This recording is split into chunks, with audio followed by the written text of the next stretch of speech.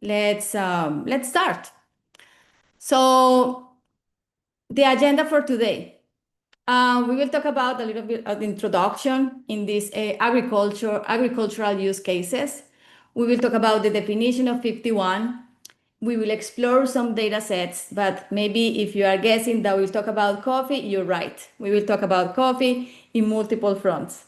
We will explore those data sets with 51. We will understand what 51 bring to us to gain more insights with 51 Brain, and also how we can use pre-trained models that we have in the Model Zoo. We have dozens of integration that you can use, and also we can talk about that, and how we can also digest complex data sets.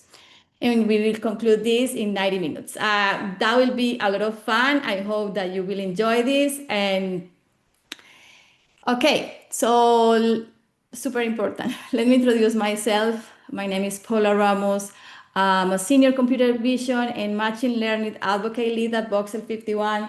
Previous adventures, I was working at Intel as an AI evangelist, and also I was a chief engineer in the National Federation of Coffee Growers in Colombia, South America, and also a scientific research in the North Carolina State University.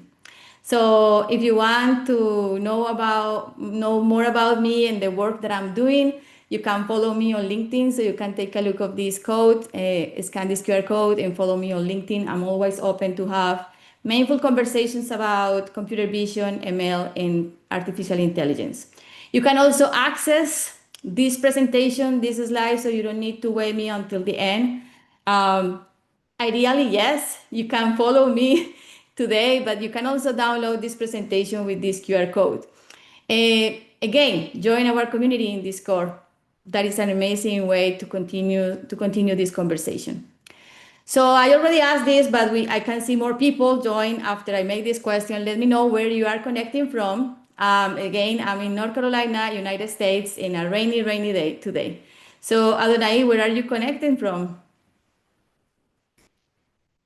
I know that Adonai is Cincinnati, Ohio. Cincinnati, Ohio. Okay, that is really nice. So let us know where you are connecting from in the chat.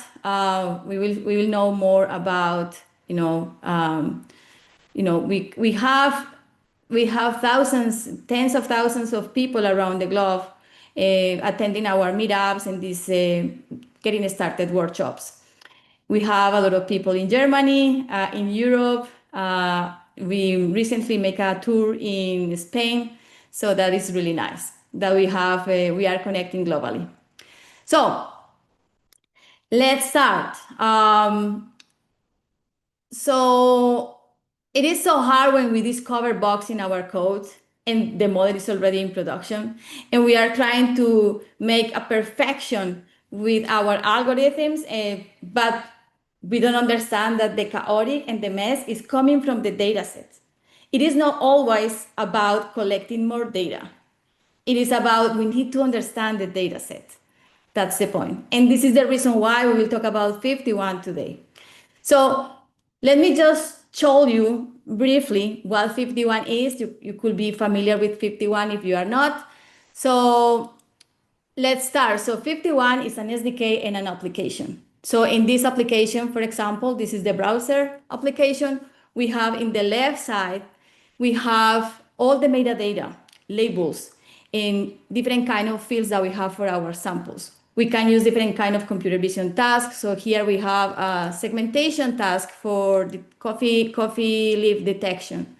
And we have also some labels here for, we have some status of these leaves, healthy, or we have some fungus over there, or maybe those are unhealthy.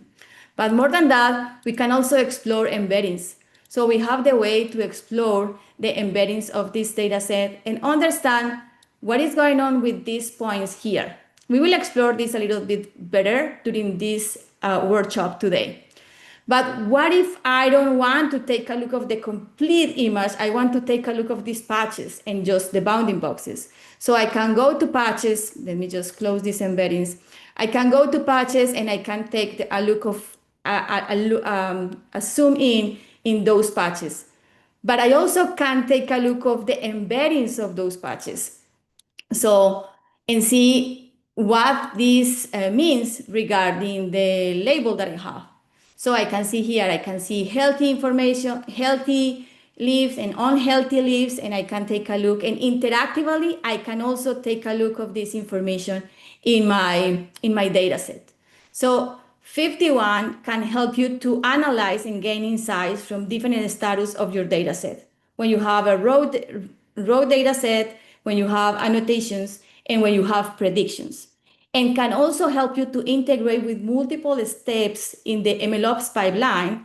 And also it's a beautiful tool to evaluate your models and understand where the predictions are failing, for example.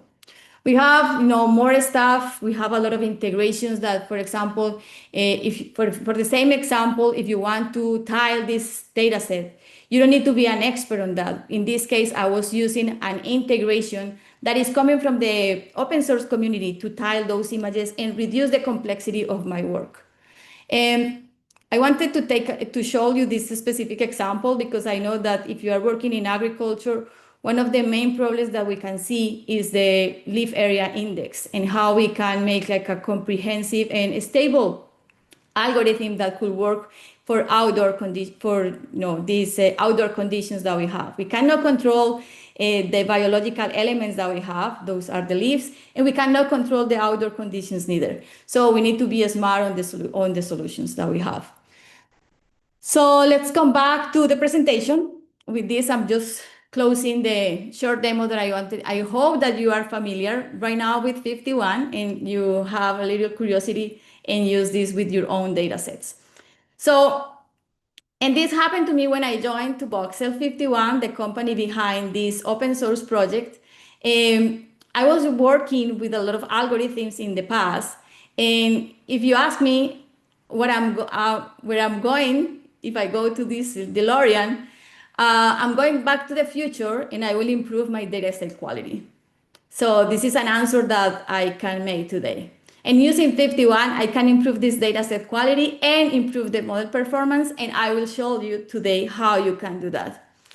So I told you I was working for the National Federation of Coffee Growers in Colombia. And I create this data set. So this data set is huge. I just create a small subset for these demo purposes. So we have more than 1,500 images with the COCO format with instant segmentation, where we can identify 4 classes of fruits: mature, semi-mature, over-mature, and immature fruits. So the complexity of this problem, if you are familiar with agricultural use cases, is huge. We have a lot of overlapping. We have a lot of shadows. We could have a lot of saturated images as well. It is difficult to estimate the yield in the field because we have clusters of fruits behind this image. So we don't want to cover the complete pipeline today. I want to explain you how we can digest this data set and how we can explore this data set to improve the model performance that I have in the past. So previously I was testing this data set and I create a model, semantic segmentation model. And I get 57% of a score with the first round of training using active learning. So the active learning algorithm provide me the certainty images that I needed to use in my annotation process. So I was using that is the foundation of this statement, 57% in that context. So now I want to ask you if you are familiar with FiftyOne. I can see that we have a lot of people connected right now. So let me know with a FiftyOne if you are familiar, and a 50 if you are not familiar. Just type that in the chat and I can see how many of you are familiar or not familiar with FiftyOne. Nice. Okay. Not familiar. 50. Perfect. Okay, I can see that we have a lot of new users here of FiftyOne. That is great. If you are familiar, you can also stay here because I want to show you more stuff, advanced stuff as well. So, and here we go. I asked ChatGPT, put me in the field and make me a picture of myself. It is not working well, so I hope that I can improve my face, but this is coming from ChatGPT. Okay, the goals for today. Understand how FiftyOne makes your computer vision project better. This is the first goal. The second goal is we will have a hands-on experience with FiftyOne, the open source project. And basically after this, you can go forth and explore. Basically, we are setting up the foundation for you to explore with your own data sets. Okay, let's make a short definition about visual AI.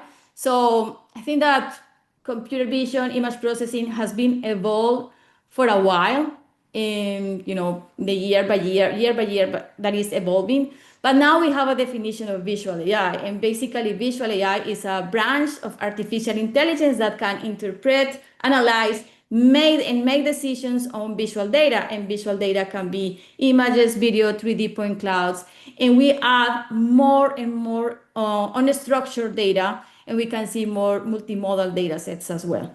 So basically the evolution of visual AI is because we have a lot of sensors in the field, but basically we are adding more challenges to that visual AI evolution because we have unstructured data growing.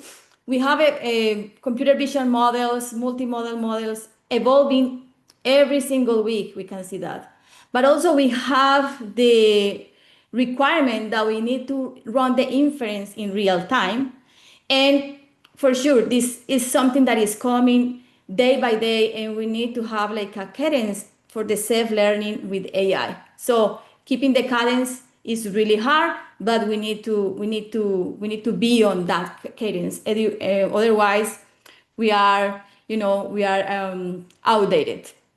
So, and something that is really important is that we are moving the model-centric AI approach to improve models or just add more data to our models to a data-centric approach. That means that we will understand better our data set and we don't need to use a lot of data to improve our models.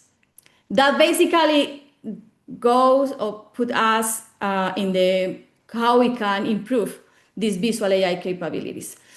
For us, if you are working in production, I can see in the chat that there are some people working in proof of concepts, detecting plant disease. That's great. But a lot of times, 80% of the times, having a pilot product is not working in production. Why this is happening is because we have been focused on model-centric approach. So we have basically this pipeline that we go have gathered the data, train the model, deploy, and we have a real consequences. We can see real bad issues with biases. We have also a little physical danger with autonomous vehicles, something that is improving a little bit these times. And also we can see the reduction of the performance of our models. So not just the 80% of the AI projects fail in production. So the machine learning teams are spending too much time just growing data sets. 40% of the time is just trying to get good quality data sets. And finally, after this huge effort, we can see that 30% of the model errors are due to bad data.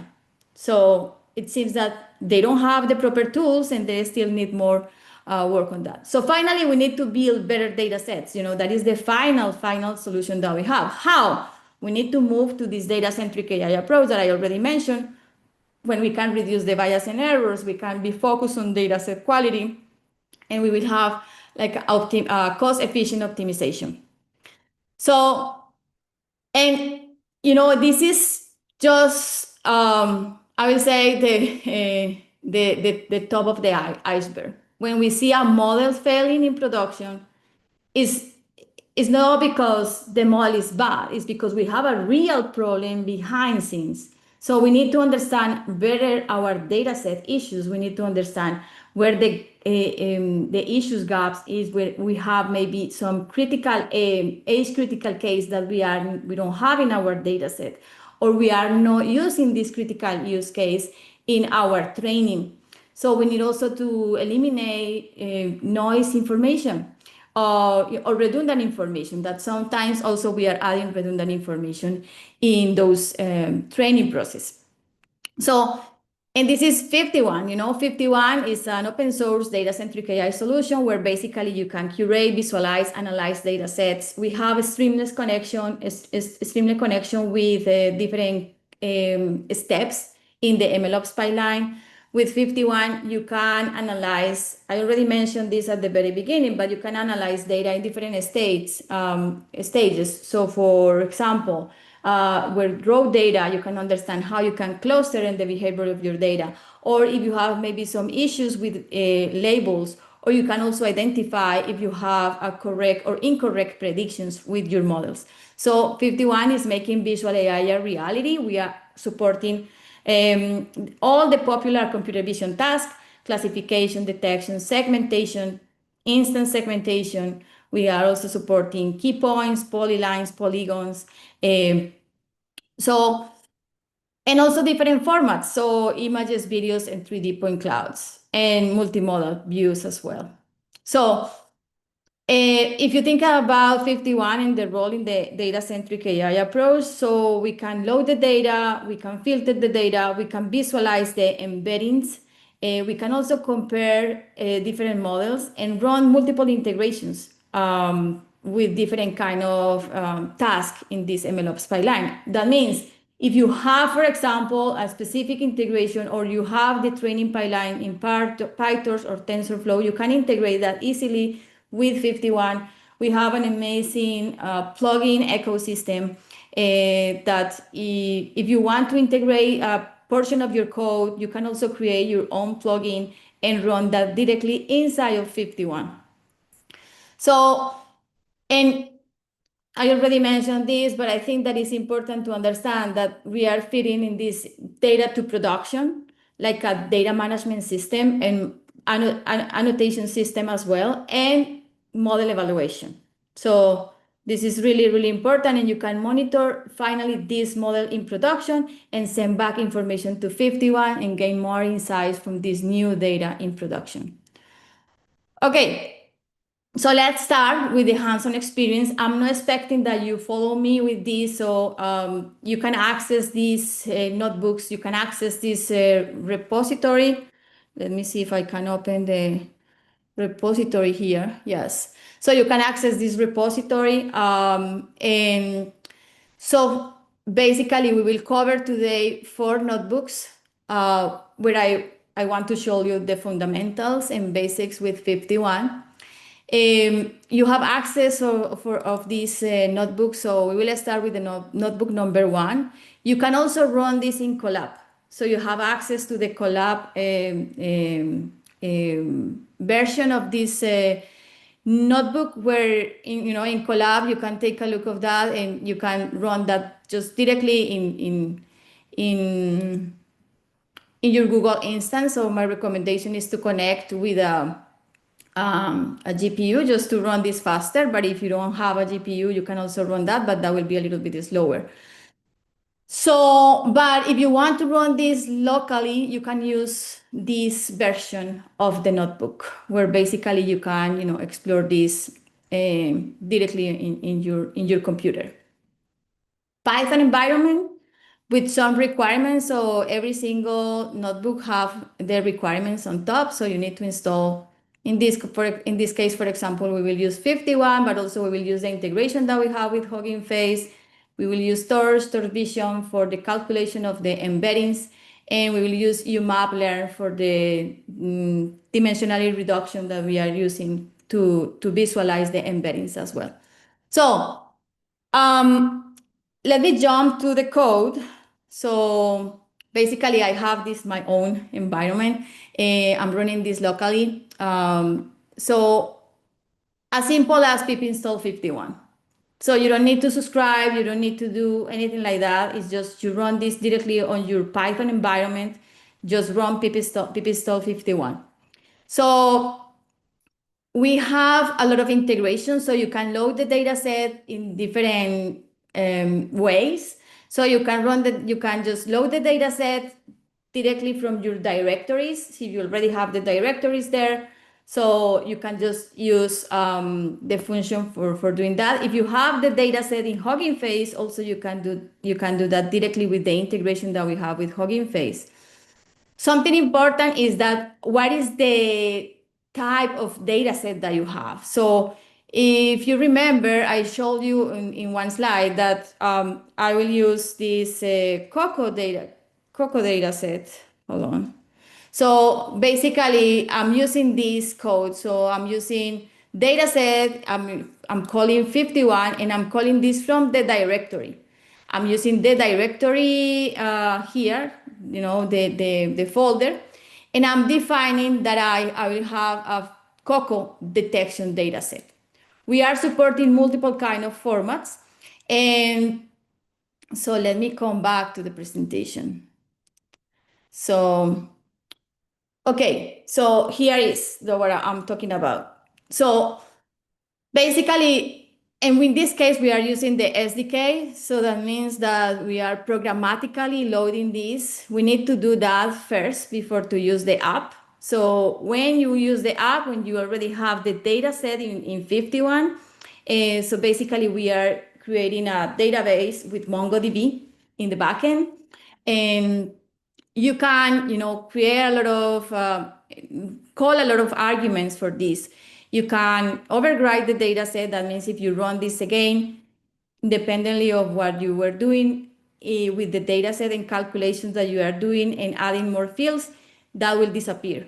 But you can also make this persistent. That means that when this is a data set is persistent equals true, that means that even if you turn off your laptop, when you call the data set with the name that you are providing, you will load the data set again just with load data set function. I will show you that later today.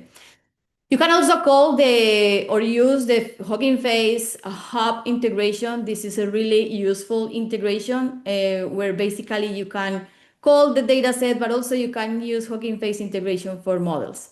So, and the architecture that we have with 51 is, so imagine that we have a client server structure where basically in the backend we have the dataset storage, we have the indexing, the queries of the dataset. In the front end, we have all the visualization environment, all the user interaction, and we can also play a lot with some of the metadata that we have in the app. So I already showed you this at the very beginning when I was running the demo first time. So we have the formats. So we are supporting different formats and types. And, you can see here that we have samples, fields, we have labels, we have custom embedding documents. We have also video database, 3D datasets. And so we have 51 like a data management structure where you can basically add metadata, you can add embeddings and features, you can add annotations and labels and model predictions to your data. So that means that you can add outputs of your models, you can add evaluation metrics of your models, but also if you have bounding boxes, segmentation masks, you can add everything there. So in the data set structure hierarchy is as simple as imagine that you have a table, this is a database. So where basically you have a rows and columns. So every single row is a sample, individual image or video or 3D point cloud. And then you have a column when you are adding the field. So the specific information about that sample. So you could have their embeddings, you could have their labels, bounding boxes, segmentation mask. So how we can explore the data sets, and I will show you this in the code, where basically we are identifying samples with an ID that we have. So this is an identifier in unique code per image or per sample. And you can also explore what kind of information we have here. So where the image is, the file path, the metadata. The metadata is super important, and that is related with some of the metadata that you already have in those images. If you have location, you can add those as well. You can extract all the metadata and compute the metadata that is coming with the image or the video or the 3D point cloud. A part of that also, you can also take a look of the another kind of metadata that we have, for example, categories in that case. So in this case, that this is the last sample in the data set, we don't have any segmentation. But if we go to another kind of sample, we can see maybe that we have category segmentation that label. We have specific labels per instance detection that label. We have also bounding boxes, and we have also the mask.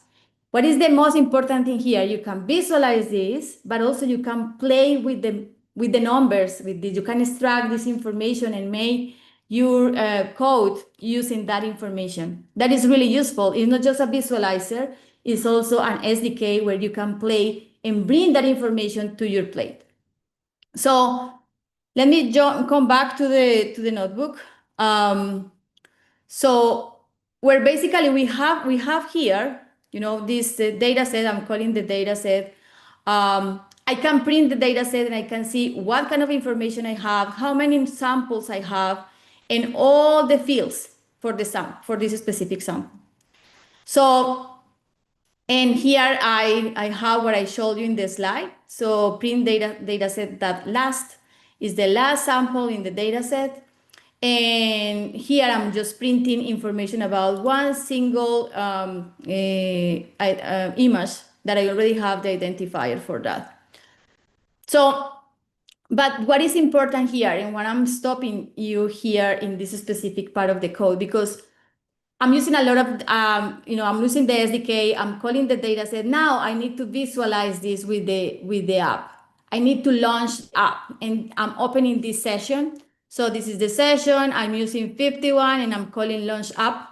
And then I'm selecting what kind of data I want to show, what kind of port. And this auto equals false is because I don't want to embed the application with the notebook. I want to showcase that directly in the browser. So, and here this is a local port 5151. So let me jump here. This is a local host 5151, and this is the data set that I'm loading. As you can see here, we have 1,593 samples. That is the data set that we have. And here we have all the metadata that I showed you in the print. Something that is really nice is that I can filter and I can play with these labels that I already have. So I have immature, mature, over mature, semi-mature. So let me show you maybe over mature fruits.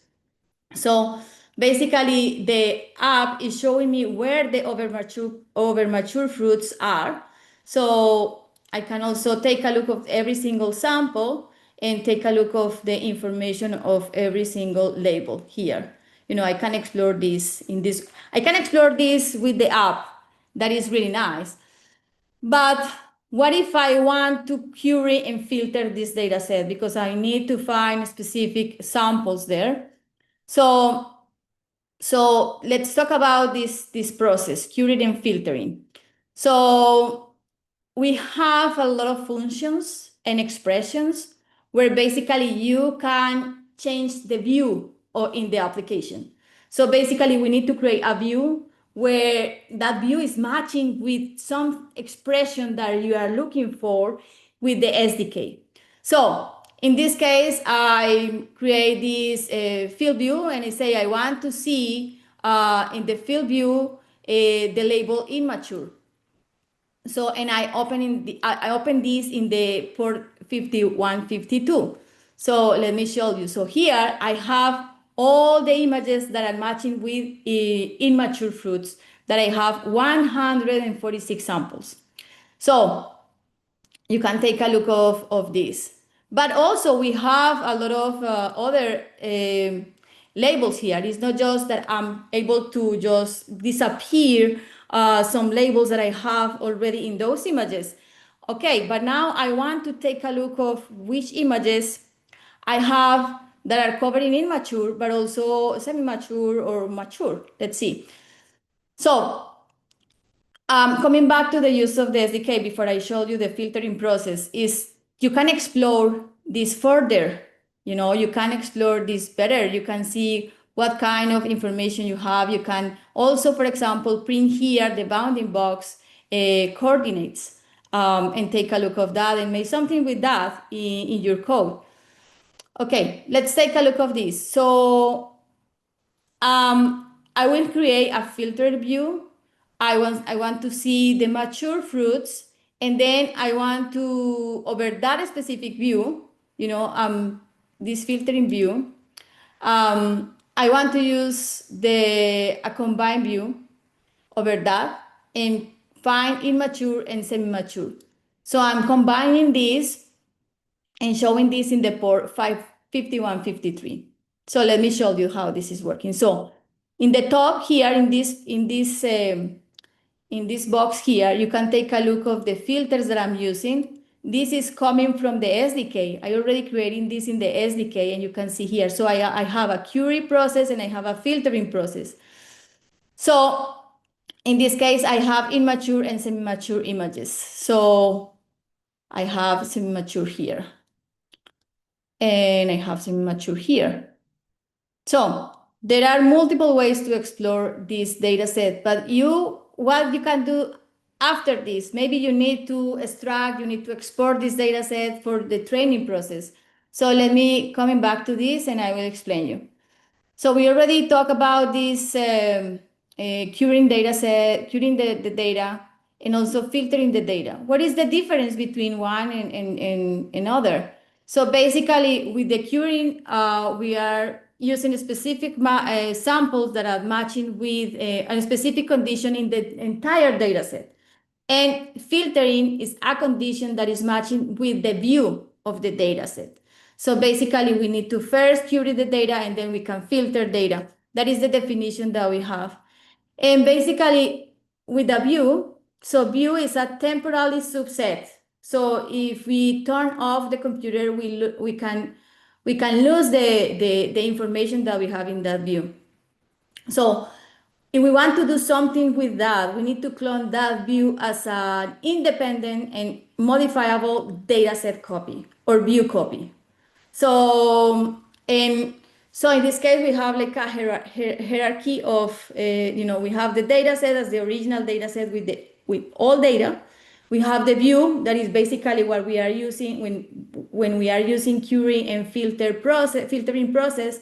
We have this temporary subset, and then we need to clone this. We need to make an independent data set copy or view copy. So in this case, we have this code to follow, so you can take a look of that. So I'm creating a new data set that basically is a filtering view. I'm cloning this filtering view in this new data set, and then I can export this data set in a specific directory. In this case, I will export this like a 51 data set format. But if you have a specific YOLO process and you need to export this in YOLO, so you can export that also in different kind of formats.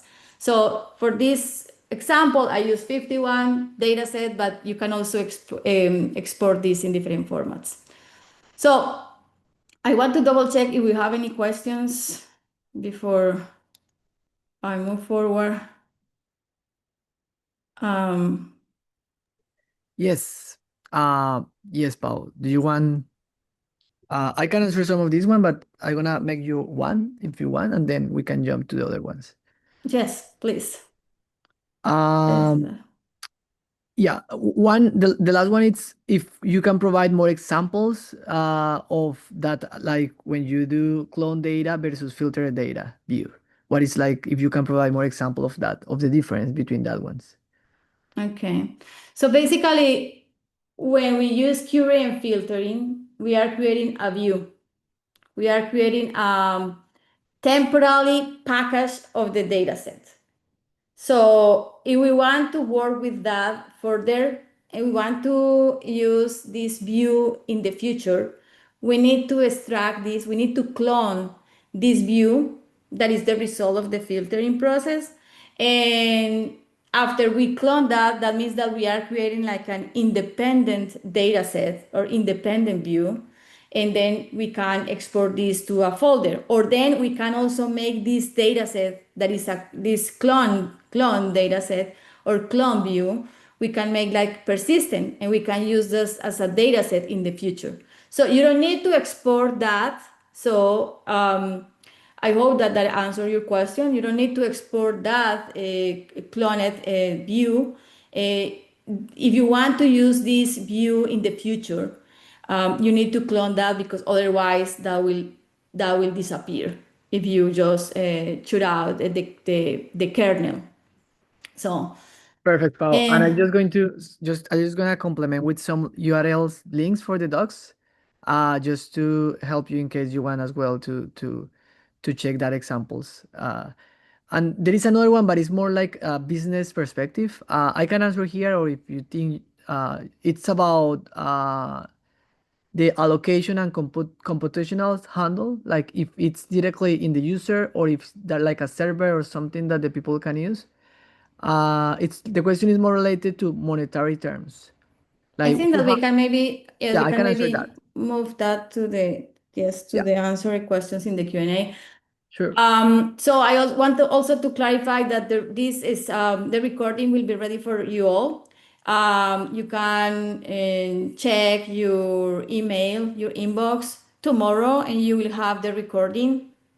And you and also you will have access to all the hands-on notebooks that I'm showing you here. So remember that if you have any questions, use the Q&A widget. Otherwise, if that is in the chat, so that is, we cannot see those questions. So again, I'm talking about 51 open source project. This is totally free. Just pip install 51. Okay. So, okay, let's move forward.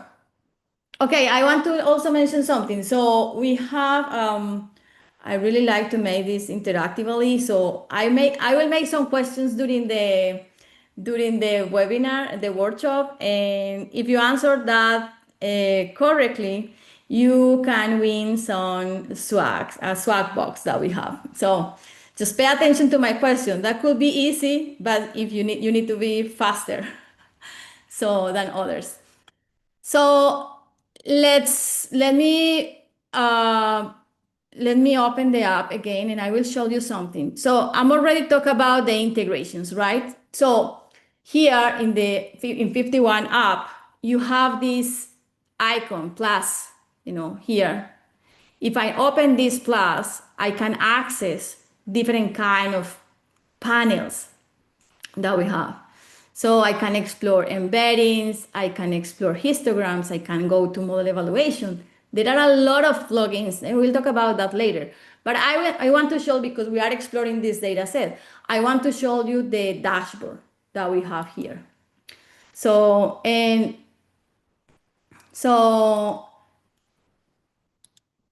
what happened? Okay, so let me open this. I will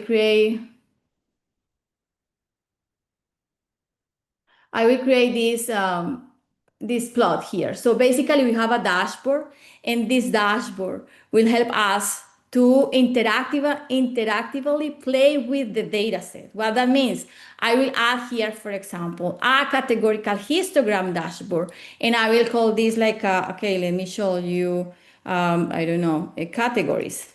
I will say categories. And I want to show you the category segmentation label that I have, and I want to make this for the whole data set. So I will create this plot. So basically what I'm showing you here is interactively, you can also play with the data set and create these views with the query and filtering process that we already made. So I want to see immature fruits in my samples. I already have here 146 samples. So But I'm also want to take a look of mature fruits that I have on those images. I don't have mature fruits on those images. Um, so let's see that also we can take a look of the distribution of our data set. We have immature, mature, over mature, and semi-mature. So next question is, what is the maturation state with less counts in this data set? The faster answer in the chat will win a swag box.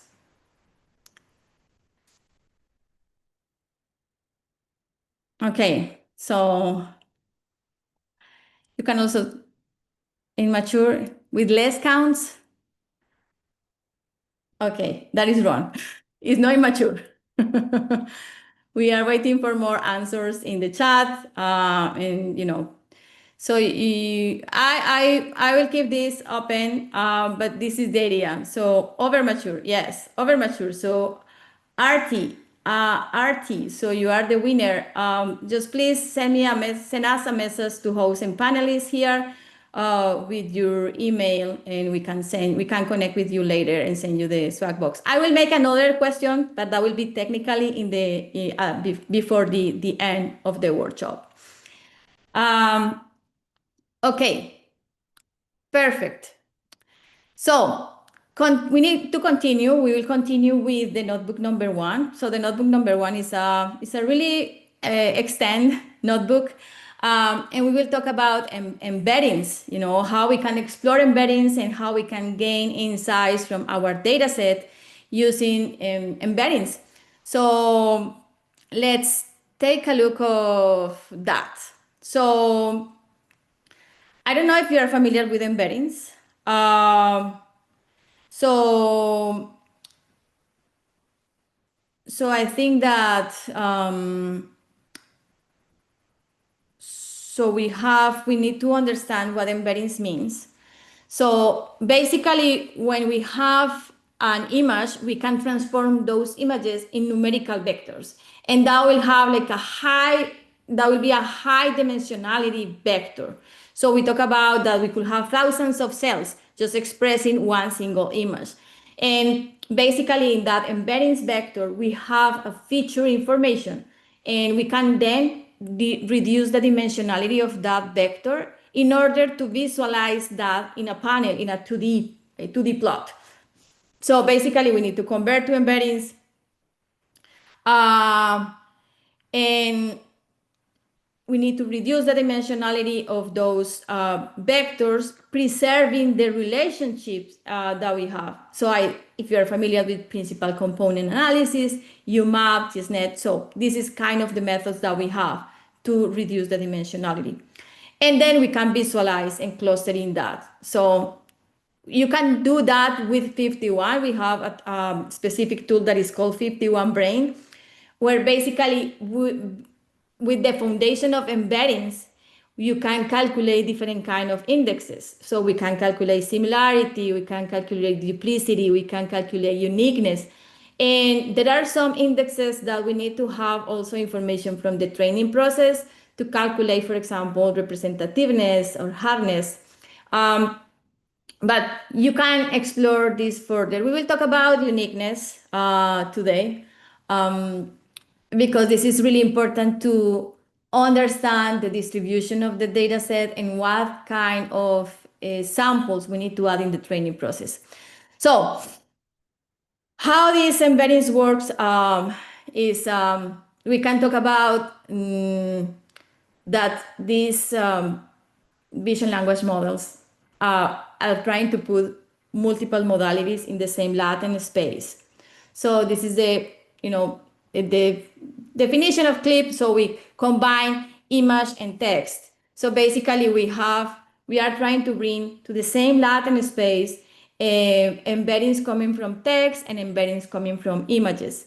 So basically in that, and here we are talking about CLIP, that is a contrastive learning algorithm. We try to add not just the image, also the meaning of the image with a caption and text. So we are able also to run embeddings. Not all models in AI have embeddings, so you need to be sure that when you are running embeddings in FiftyOne, you are using a model that already have that layer. So you can also, if you have your own model, you can bring your own model and use that in FiftyOne, just loading the embeddings from your data set. Okay,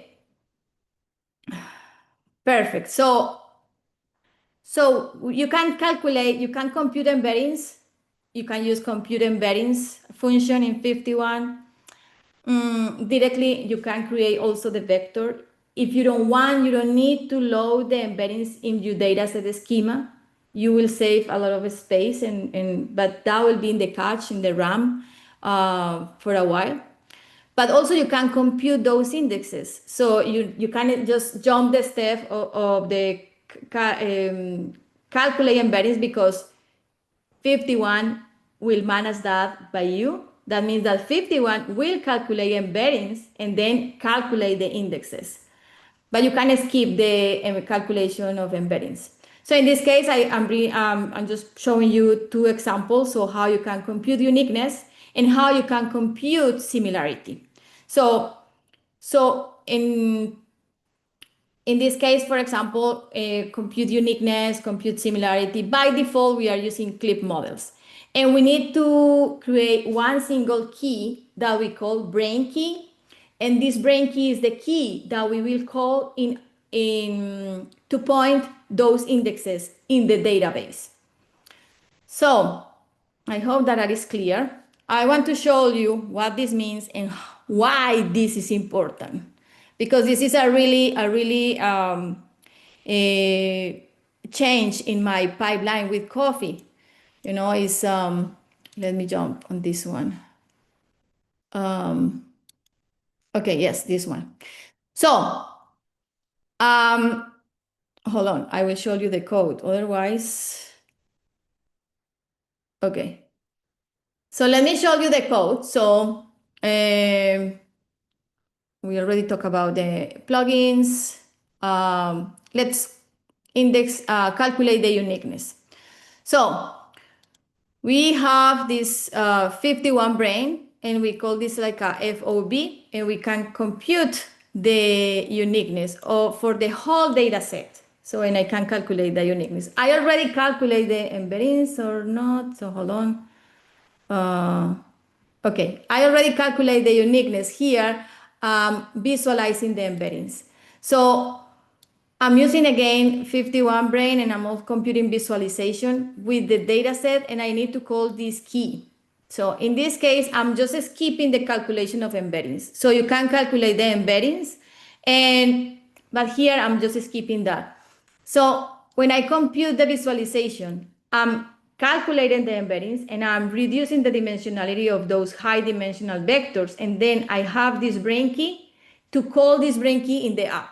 Let me show you how that is in the app. So I will close this here. I already have this data set. I will click here in the panel section and I will open embeddings. Okay. Then I want to open the visualizer and have this embeddings panel work interactively with my dataset. Then here, I need to select here, just above this, under these embeddings. I want to select, I think this one. Yes, image embeddings. So you can see we have dots. Every single dot is one image. But this is all blue. So what is the meaning of this? So we can create a lot of meaningful information and gain some insights because we can color this by, in this case, for example, I can color this by uniqueness and see how many images or what kind of images are unique in this data set. That means that those images, I need to use those images for the training process. So I will jump to if you have any questions about this, please let us know in the Q&A widget. I will move forward in the presentation. So, okay, but let me show you something here. In this app, I also have the uniqueness here. So you can take a look of the uniqueness value. I can take a look also of this scroll bar, and I can see the most unique images. Just scrolling this and find, okay, I want to see uniqueness higher than 0.76. Okay, or I want to see the less unique images, so I can also take a look of that. You know, maybe this is a repeat of, it's an image that is repeating, a scene that is repeating and repeating on the whole data set. So this is really important because remember that I told you that I was training my previous work in coffee with active learning. So I want to show you how was the evolution of that with the uniqueness values. Okay. So, but let's see. So we can see here, for example, the most unique images are here and here, you know, similar to that I showed you in the graph in the app. So hold on with this uniqueness. Keep the uniqueness information in your mind because we will come back to that idea after I talk about the next topic. Okay? Okay. So we have also a lot of we are extending the capabilities, and I think that's something that is really nice about 51 is the flexibility. We have hundreds of models, pre-trained models that you can use. We have pre-trained models ready to use. It's just gather that model and apply the model to the whole data set, or apply the model to the view that you want to apply the model, or just take a look of the most unique samples and apply the model. But also you can use your own model and you can create like a remote source for that model that you have. And 51 will manage all the information on all the pre-set up and post-process with the schema that we have to work on that. So basically we can integrate models from from GitHub, from URLs, and 51 can manage that. This is an advanced topic, but if you want to know more about that, let me know in the chat and we will send you more information about these remote models. So we will jump to the notebook number 2, and we're basically, you know, we can perform multiple tasks. So imagine that we have a model that is called AlexNet. We can apply this model and create a new label with the predictions. So basically, I need to call the model from the model zoo, that is FOZ, load the model. We have already the model here. And then I need to apply this model to the whole data set. I will apply the model and I will create a new label that will call predictions. I can make that for classification, for object detection, segmentation, and zero-shot classification. So really nice. This is amazing because, you know, we have when we have Dino V3 coming the same day. So Adonai and the Deborah team, so we were working together to put a lot of stuff for this Dino V3.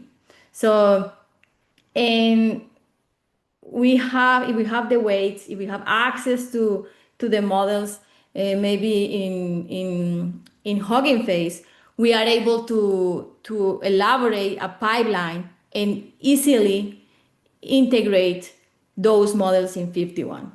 And that is a really useful case that we have with Dino V3, because Dino V3 can be used for different kind of industries. So you can take a look as well of the Dino V3 link that is in the chat. Thank you, Ado. So let's come back. You already have this idea with Model Zoo. Just come back to the data set. So we need to find a better data set for instant segmentation and pre-annotation. So I was working with instant segmentation with this coffee data set. So we're basically, I was using another tool that is called Intel Getty for the annotations. And I already have these annotations on my data set. So I already have immature, mature, overmature, and semi-mature information in my data set. What I was able to do, I was able to use SAM2 from the model zoo or from FiftyOne and prompt the whole data set with the annotations, the small portion of the annotations that I had in my whole data set. And I was able to annotate everything. And this is really nice because we have SAM2 that is a really well done model, because in comparison with SAM1 or SAM, we have a faster inference. We are improving the generalization, and we have also this instant segmentation support. That is one of the good things that we have with SAM2. Okay, so what I was doing here was I was calling, first I need to install SAM2. So I need to run in the environment pip install SAM2. I need to have the installation from Meta with SAM2. Then I need to call this model from FiftyOne model zoo that is a segment anything to, so there are multiple versions. I was using this tiny image storage version. And then I apply the model to the whole data set. I apply this model, and I create these new field, label field segmentations, and I was prompting my data set with the previous annotations that I have. So I was using the prompt field, the previous annotations that I have in category segmentations field in my dataset schema. So I was able to take a look of what is going on. I create the new field.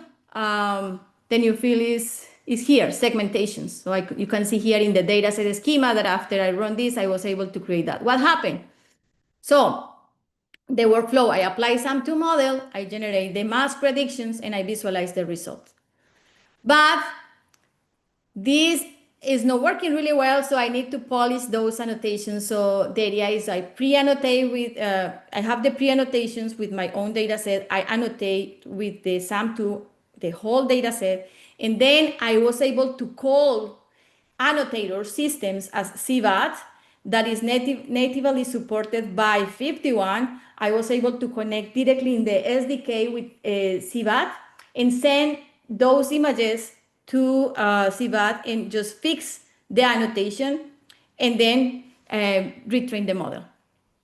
But question mark is, do we need to run this in the whole data set? And maybe no.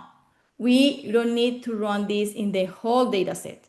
This is the question mark that I have here. And you need to be sure to have this uniqueness idea again in your mind.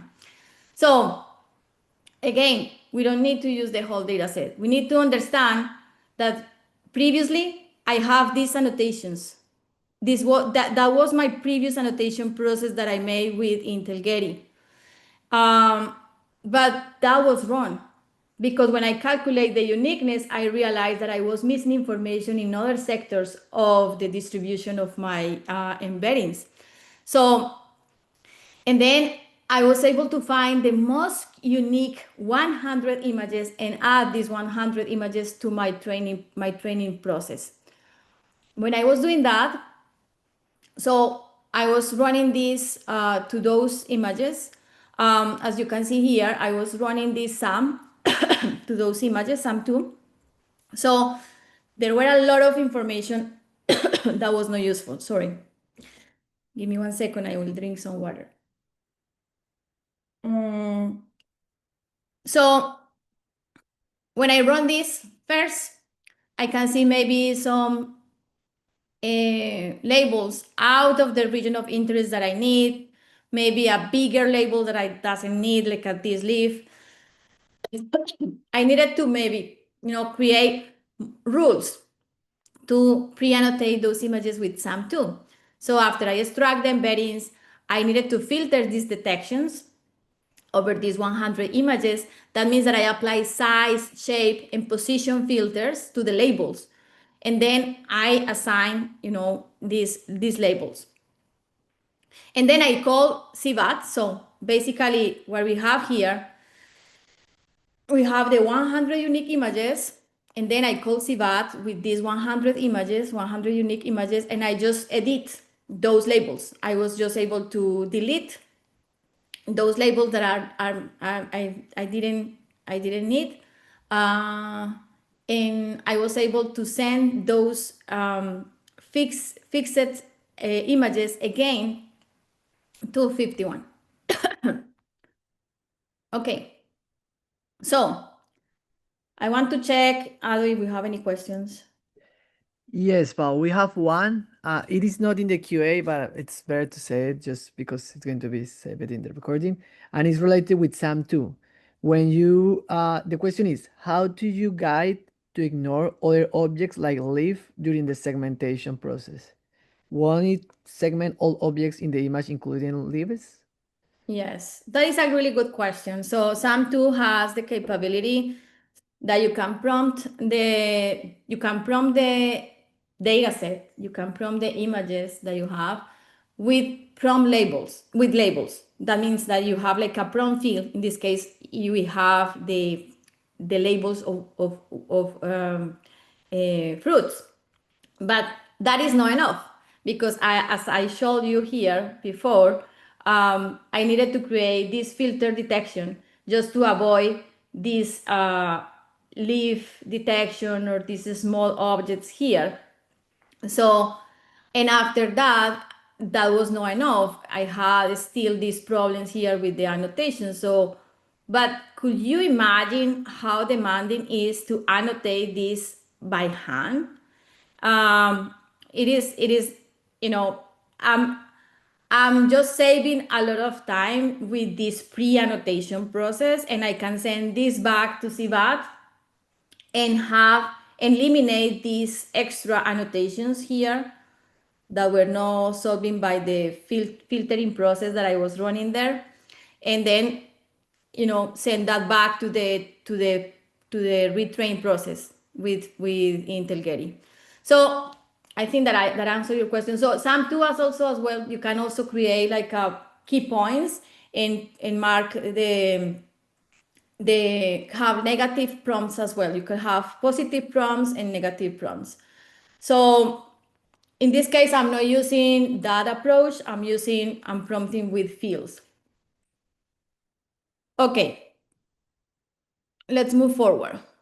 So basically after that, I was able to send those images that I create with CVAT to Intel Getty again to train the model. So Intel Getty is a really nice project that also is used to train models. So in this case, I have the first model where I have this 57% was coming from Intel Getty. And after I add this information, I can see the improvement of the results. So I was using instant segmentation, mask RCNN with ResNet 50. You can take a look of the notebook number 3. For the notebook number 3, you can run this also, but you need to install Intel Getty SDK. You need to install also OpenVINO to run the inference over the whole data set. But you can see all the instructions there. So basically, what I could see after I use my new training data set in Intel Getty, I can see an improvement. In the second round of training, in the first round of training, I got 57%. Anecdotically, I want to tell you that I was running this several times before I found FiftyOne. And I never got more than 50% of accuracy of my results. When I used FiftyOne, I was able to see 90% of a score in the second round of training. So, because when I say that I got 70%, I was running this with the model-centric approach, adding more data, but I was adding the wrong data. I didn't have a good quality data set on my training data set. That was the problem there.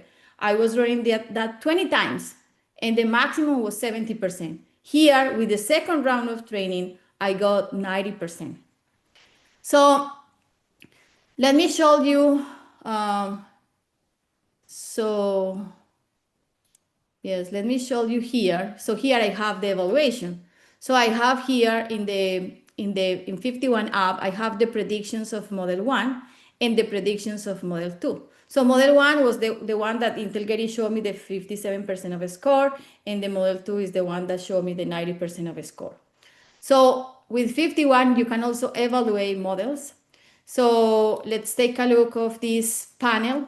So basically with model 1, you can explore true positives, false negatives. You can also explore the average, the accuracy, the precision.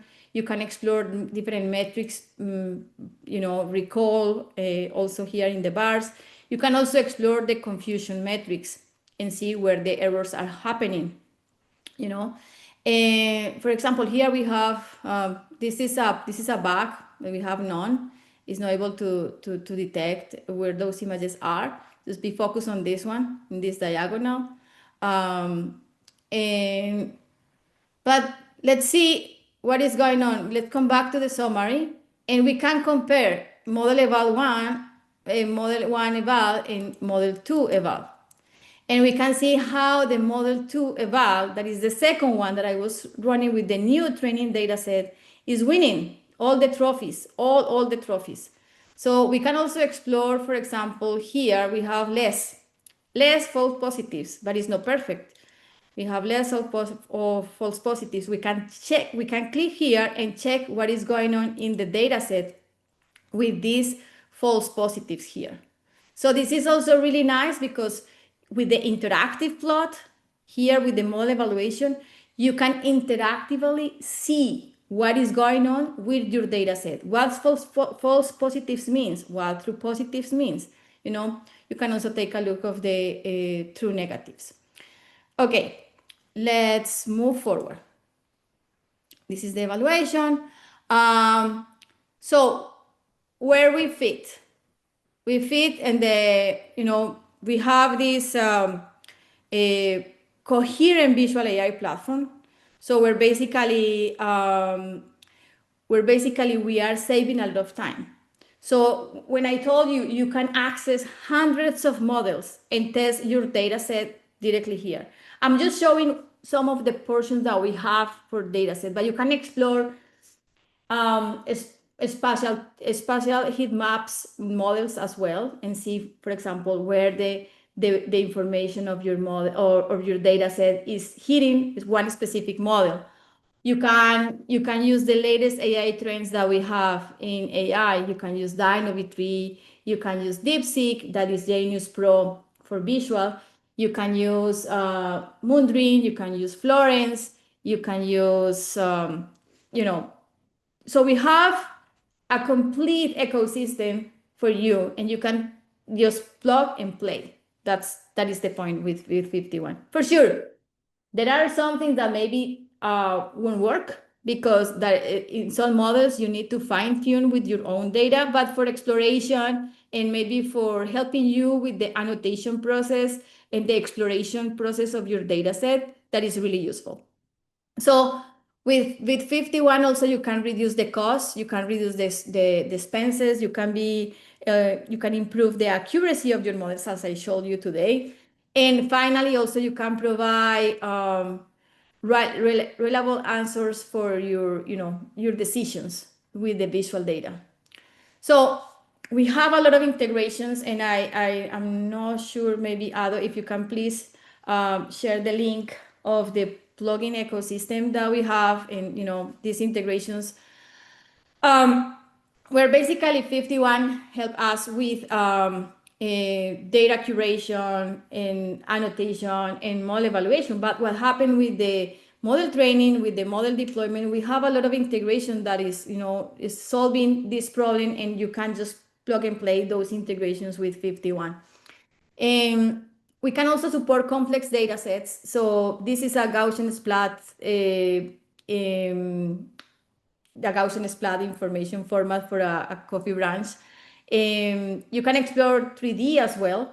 You can also add, this is really important in agricultural data sets, you should have a geolocation.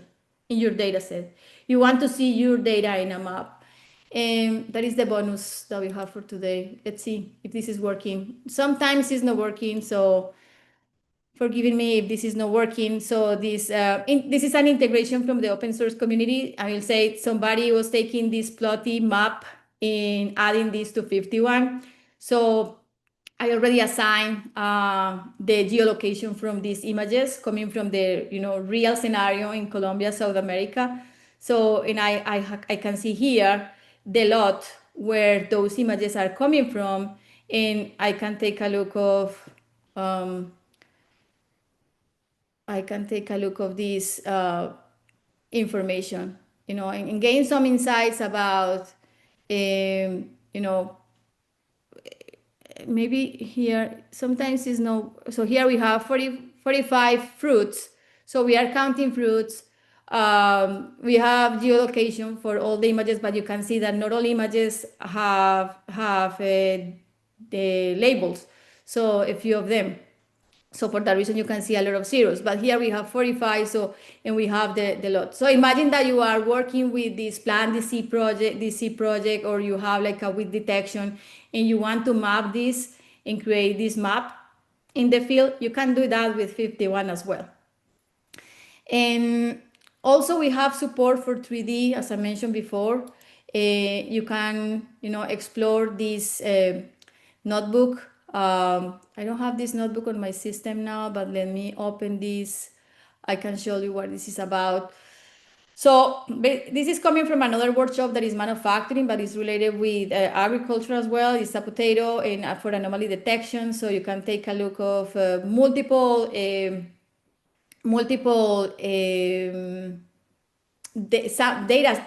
data that you have in your sample. So here we have the original image, we have the segmentation mask where the anomaly is, and also we have the 3D point cloud where you can also move and take a look of the 3D point cloud here in this visualizer. So it's wrapping up.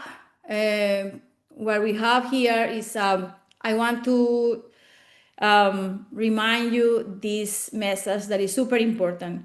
So my choice for this, and after this experience with coffee, with this data set, with these models, with the score that I have, is we need to move forward for the data-centric approach, because it is not just adding more data to my training process, because I cannot see reasons to do that. So I need just to leave the model-centric approach and move forward with the data-centric approach.